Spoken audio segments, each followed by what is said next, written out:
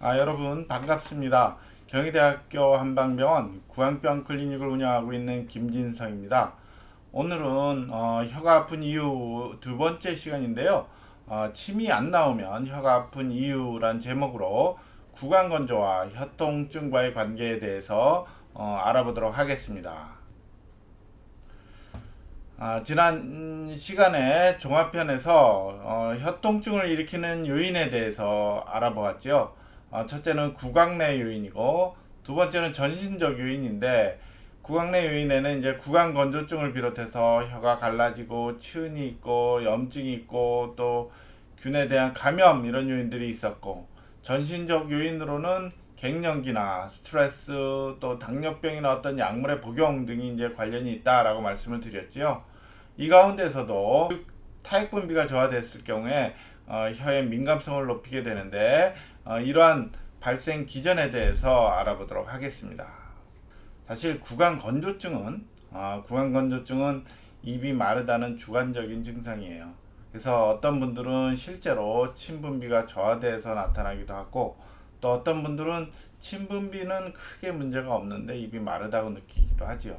근데 주택에 이제 타액 분비가 저하돼서 나타나는 구강 건조증의 경우에 이제 특히나 혀의 민감성을 높이거나 입안을 보호하는 기능이 떨어져서 혀통증이 유발되는 경우가 많지요. 다음은 타액의 기능입니다. 타액은 입안 내에서 아주 중요한 역할을 하고 있는데, 첫째는 이제 기계적 청소로서 입안에 쌓여있는 이물질을 씻어내는 작용을 하지요. 그래서 무엇보다도 맑은 침이 충분히 흘러나오는 게 아주 중요하고요. 두 번째는 이제 음식물을 부드럽게 넘길 수 있도록 도와주게 되는데, 이와 같은 작용을 위해서 타액 중에는 끈적끈적한 뮤신이라는 성분이 포함이 되어 있습니다.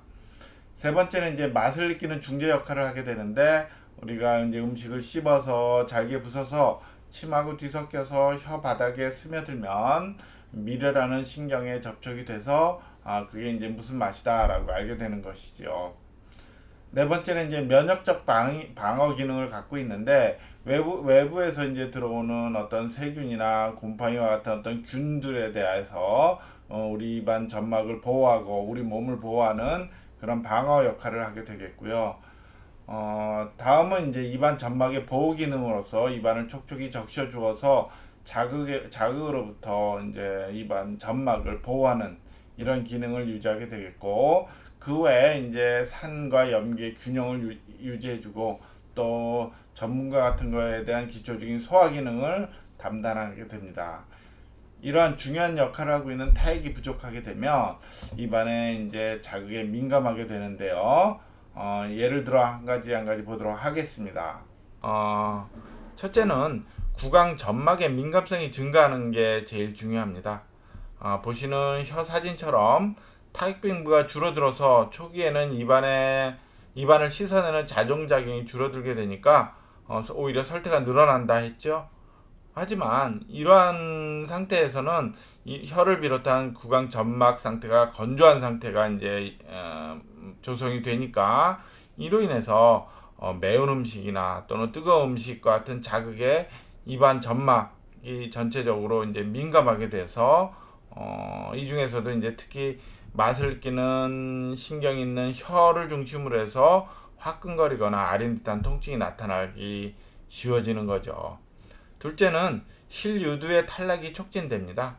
타액 분비가 감소해서 일정 기간 이제 진행이 되면 이제 혀 위에 울퉁불퉁한 조직 중에 실유두라는 것이 이제 각질화되거든요.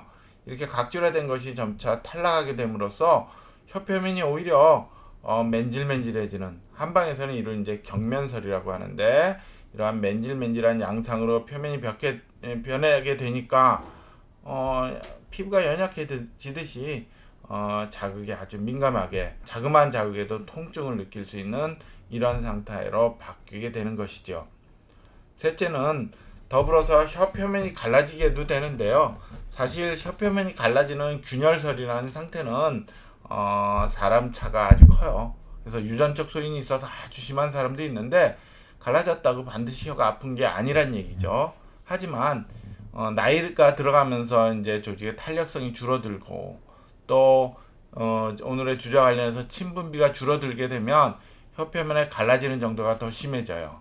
이러한 경우에는 어떤 자극에 더 민감성이 높아지게 돼서 다른 요인들, 뭐 예를 들어 과도한 정신적인 스트레스나 또 이제 갱년기 즈음에서 나타나는 호르몬의 불균형 상태, 이런 것과 이제 맞물려서 이제 혀 통증이 더 심해지는 어떤 형태적인 이상의 한 원인으로 작용할 수 있는 것이죠.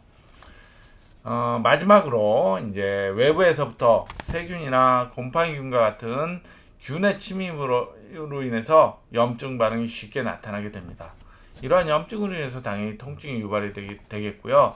그 대표적인 것 중에 하나가 칸디다 균인데요. 이 칸디다 균은 입안에서 위축성의 설염을 유발해서 혀가 화끈거리는 통증을 유발하는 흔한 원인으로 작용할 수 있습니다.